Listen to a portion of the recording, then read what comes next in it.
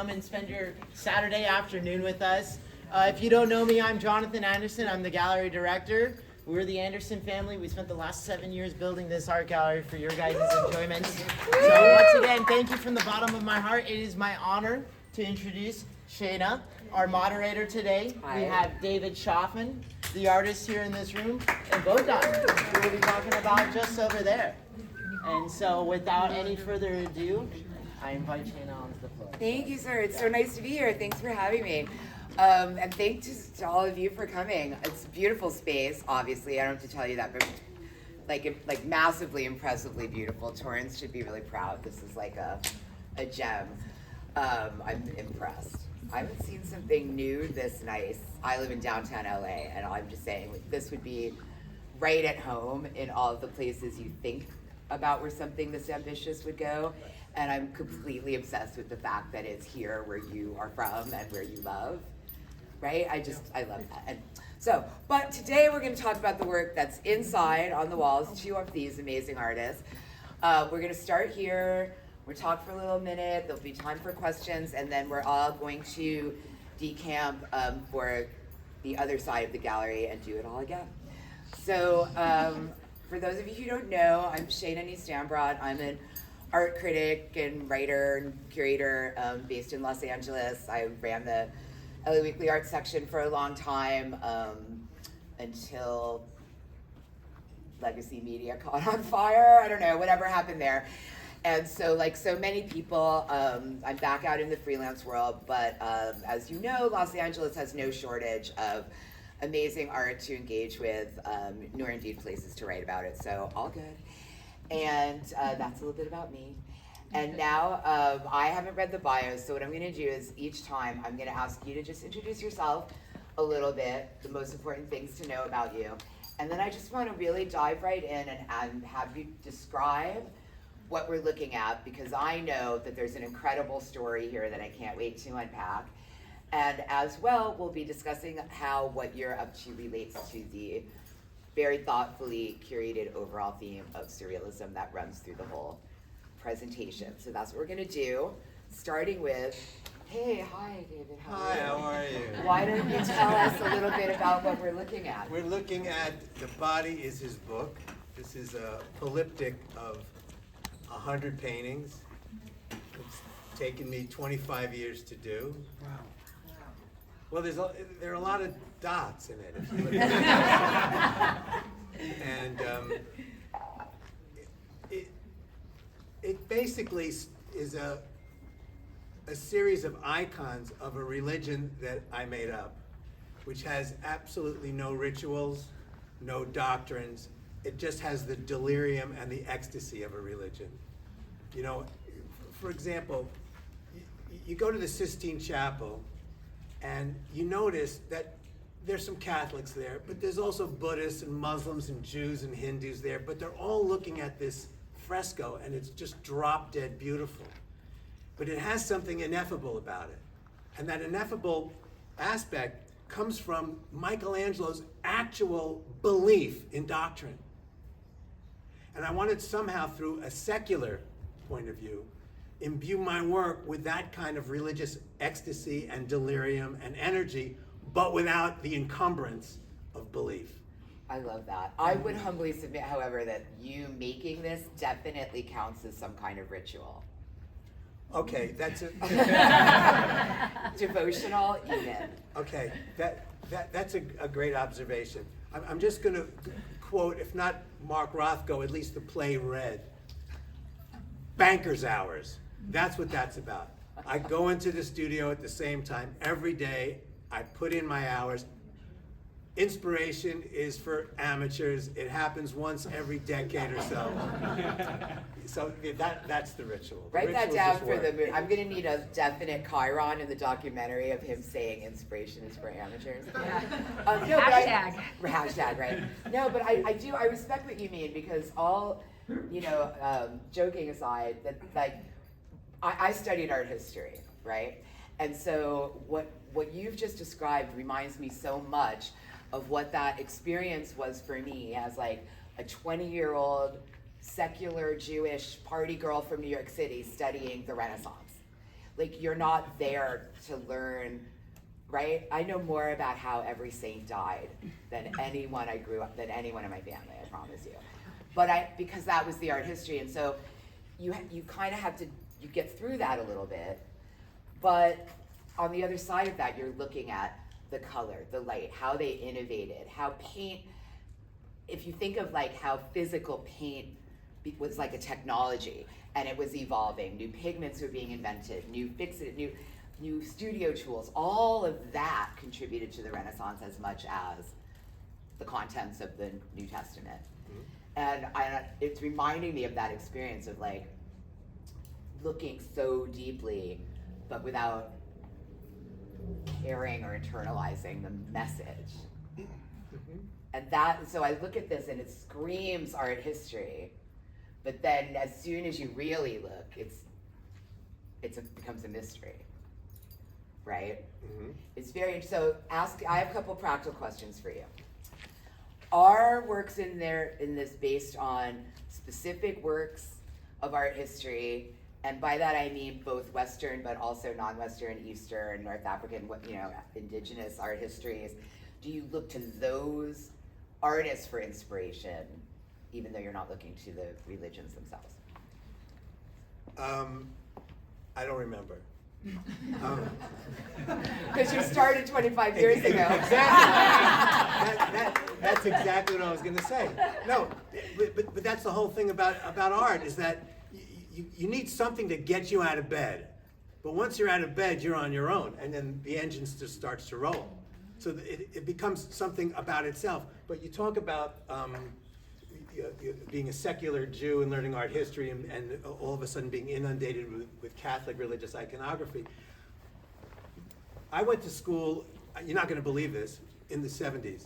I know, I take care of myself. But the religion of the 70s, to a large extent, where I went to school, was formalism. And interestingly enough, the proponents of formalism were people like Clement Greenberg. Yeah, flatness, right, nothingness. So again, you had these diasporic Jews who were looking for a replacement for Talmudic study, for ritual, for God, etc., etc. And they replaced it and displaced it with the religion of painting. And specifically form and color, form and color, form and color. Yeah. And that's where I get my inspiration from. It's definitely old school, but as Ezra Pound said, make it new. Make it new, right.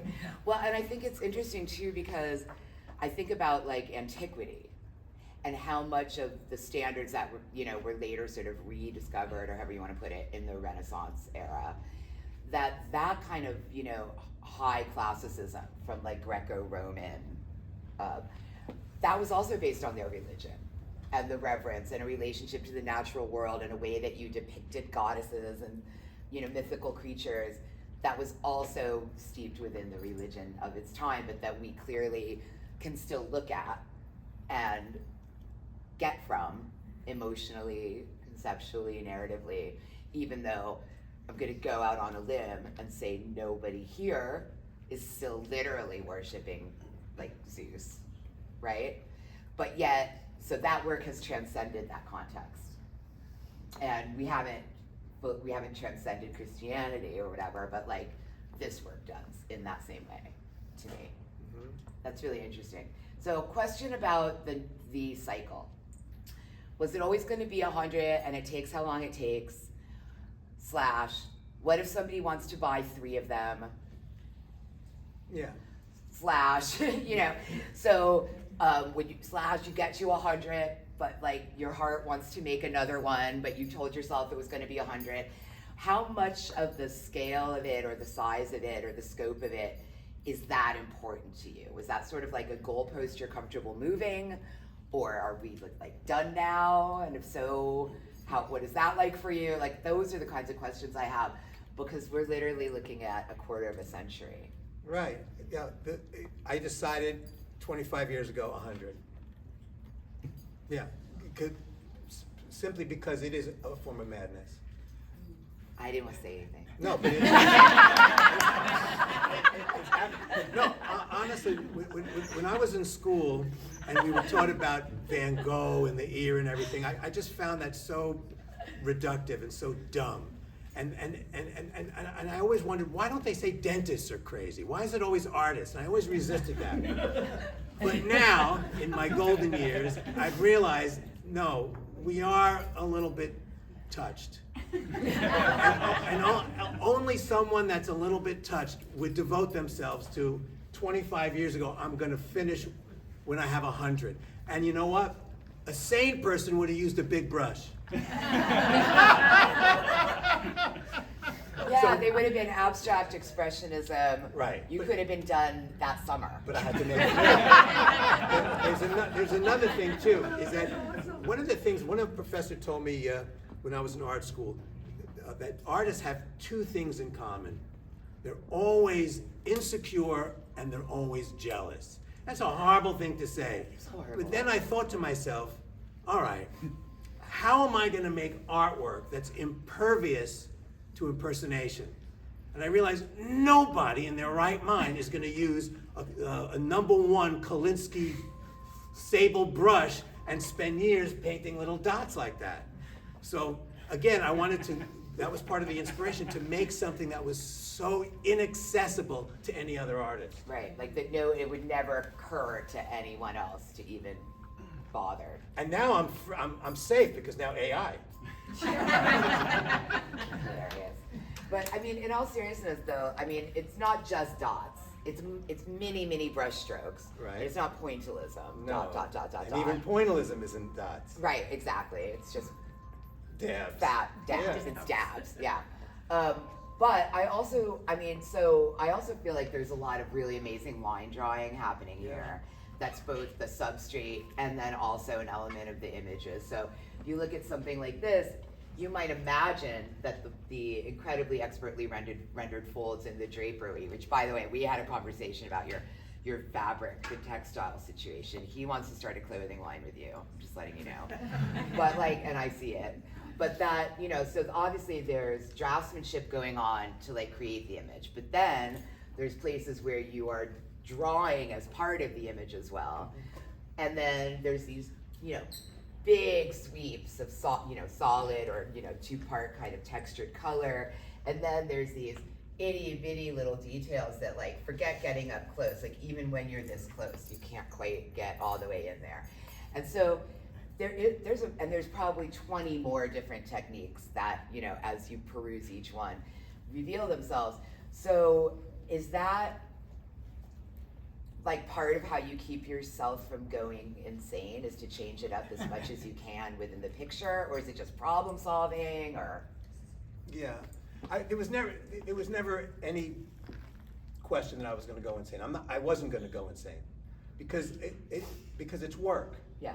Yeah. I'm going to the job, but the different methods of putting on the imagery. Yes, the reason why only I can do that. The reason why they're on panel is precisely so I could draw on them with charcoal, draw on them with pencil. So drawing is very, very important. Yeah. So because it's a different, it's like a brain elasticity issue almost, right? It's if everything is just constantly repeating, there's a numbness that happens, an automation, which actually is not a bad, in the context of capital S surrealism as it was practiced the first time around, getting access to those kind of automatic movements from your brain to your hand without too much ego and super ego intervening was something that they courted. So there's no wrong answer, in other words, right? Mm-hmm. But I personally favor the definition of surrealism as for how it was named, which is to say, you can't have, in my mind, proper actual surrealism without realism.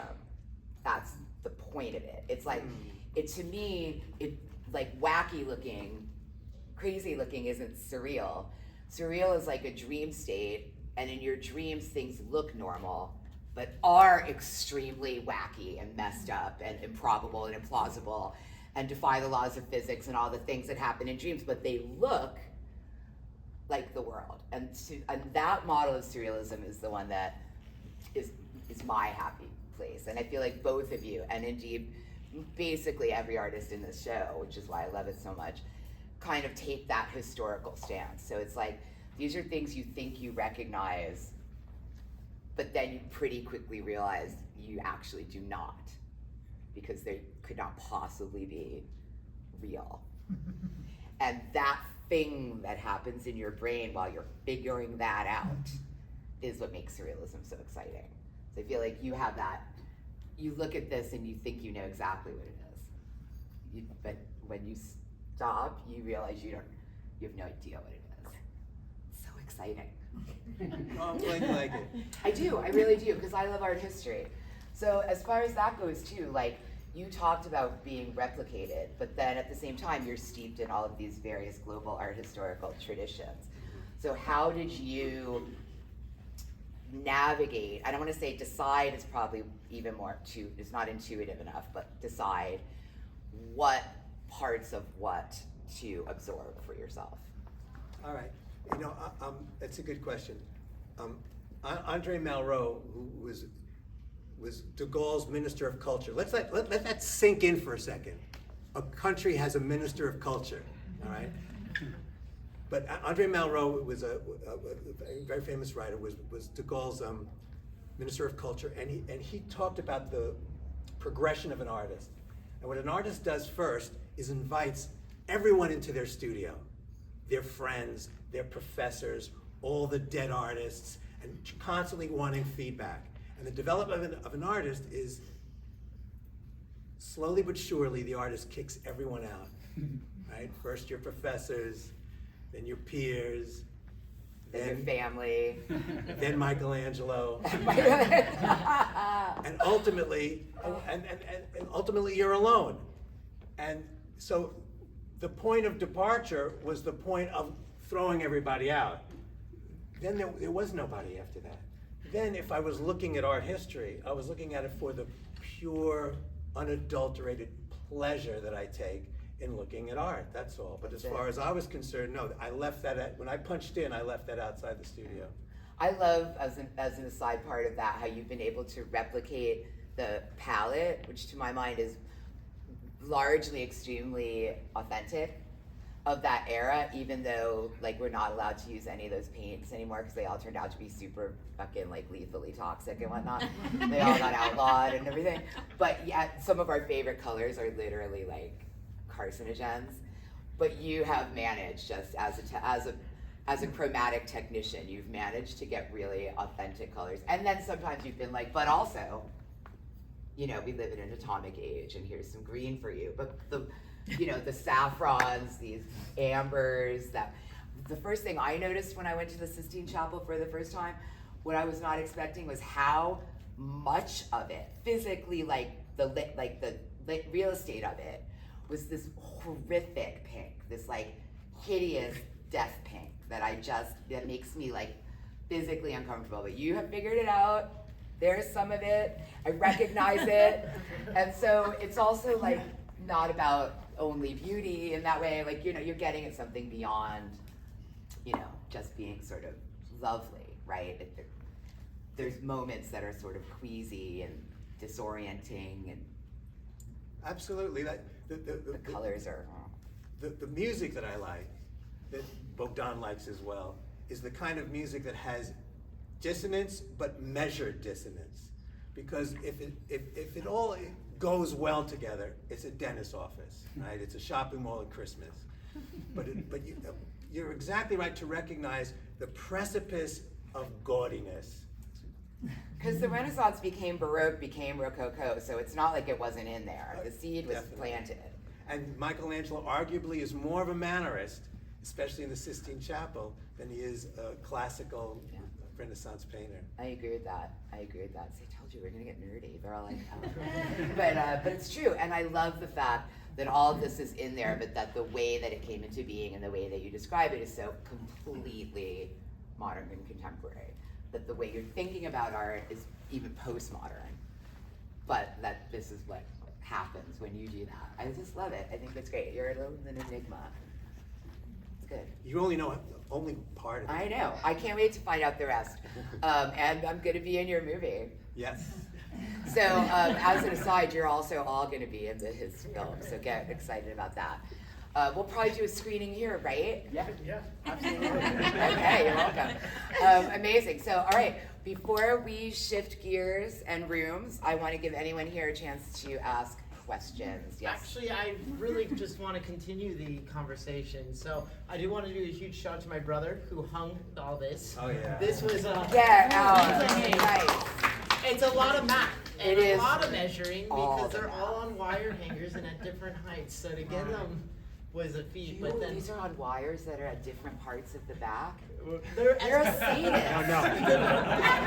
I brought them in just with hooks, and they took a look at it and said, "There's no way." Oh my God, you're so mean. we ended up putting wires on them, but I see you. It was faster to put wire. But then I'm standing here trying to do the art placement of the show, and I have 8 boxes of 100 paintings, and I'm talking to David, and David, I said, do you have any suggestions? What was it that you said to me? Do whatever you want. No, you said I did my job. Right. Now you do your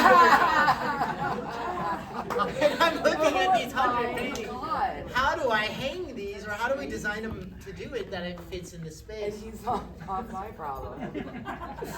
So we obviously figured it out. Yes, Math you really ended up did. working. You really quite did. well, It's but beautiful. I wanted to do an ode to these temple-like structures here on this wall. It totally reads. That's why we were over here, because we were like, this is clearly has a lot of drama and a lot of content in terms of, but this has such a stage altar. Yeah, it's beautiful. Well, good. Well done. So the other day, we had a Salvador Dali surrealism dinner with 40 people sitting in a large U-tape banquet dinner. Judy, who was wandering around here a moment ago, there's a few people that are here that were at this dinner. So we had people on this side, it was like the Last Supper, looking with this as the backdrop, and the people over here with this huge backdrop. It was just definitely surrealistic. But the overwhelming question that I have gotten over the last 6 weeks of the exhibition is, where were the first ones that you painted? Oh yeah, like chronology And, is out the window, like, so and that's a I great said, I question. don't know, but when I see him, I'll ask him. That's So a great what I'm question, asking. thank you. Yeah, which is the first one and which is the last Or, one? you know, maybe the first. The first Yeah. one is leaning against the wall in my studio. It was Oh, you did 101. I did What more is than, wrong with you? I did more than 101. Oh my God, And sir. once I got my sea legs, then I could probably find the original sin, but I'm not going to point it out because I kept pulling them out. I would take a painting that I was doing 20 years ago, and 6 months ago I was still noodling with it. Okay, so they're all very contemporary. They're all, yes, because if I just kept going sequentially, then the theme would have changed. And I wanted very much for it to be thematically cohesive. And That's a great answer. Oh, And also good. mixing that, I mean, I would imagine your technique would also, I don't want to say improve, but like definitely evolve. Over I def- 25 years, your handwriting changes over the course of your life. And Like, of how course it many does. of those #1, sable brushes did you go through? Yeah, or did you- 100 at Yeah, least. but Yeah. more than. Yeah, and they're not cheap. No, I know, I use those. I swear, yes. I have a quick question. I love the fabrics. They're so rich and lush and elegant. Do you actually get ideas from actual fabrics? Yes. And you drape them and? Yes, Okay. I moved, like many people, I moved to LA from New York City. And in my neighborhood, I lived downtown, there were all these fabric stores. Right now, they're all coffee shops, of course. But, and I would go in from time to time and see what they would get from East Africa. And I would just buy a foot by a foot piece, and I have a drawer full of them. Mr. Anderson just got really excited to hear I that. see another art project in the works with the textiles. Yeah, right? We're all like, yes, we want that. I mean, like, not like this is not enough, but obviously you get to add movement and tactility when you start to get into fiber, so we all want more. Sorry, you are not done. You thought you were done, but it turns out you're not. No, I just want to say that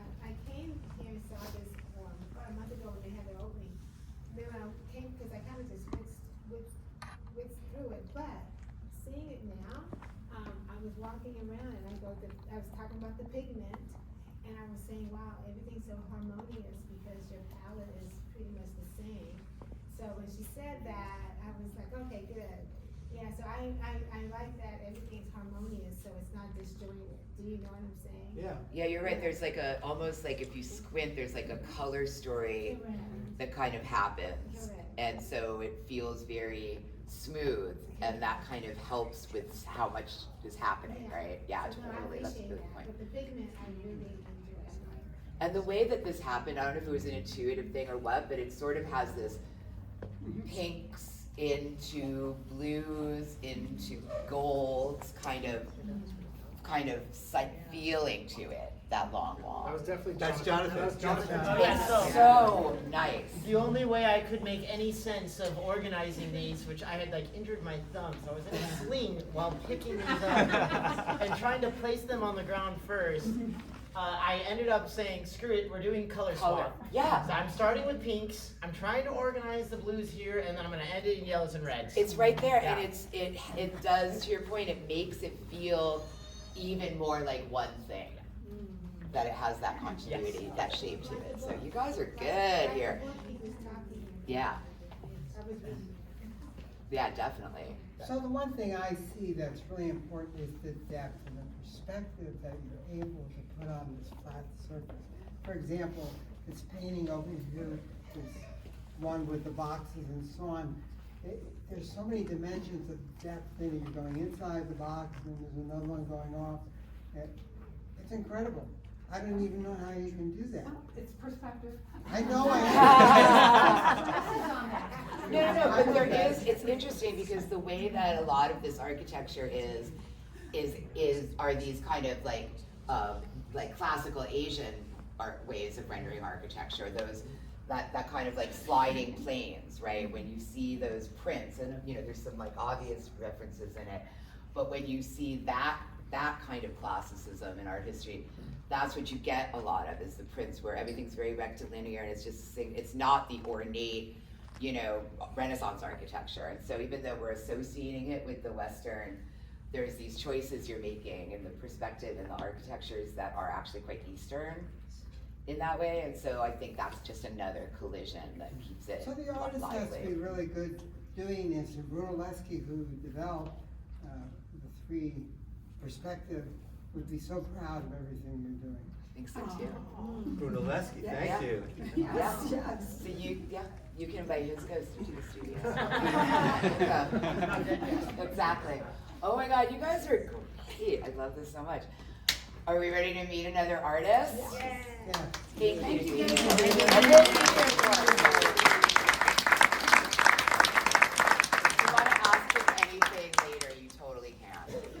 Go right on up to him and ask him whatever you want. Ready? Yeah. Come on, my friend. Come on, everybody. We're going to go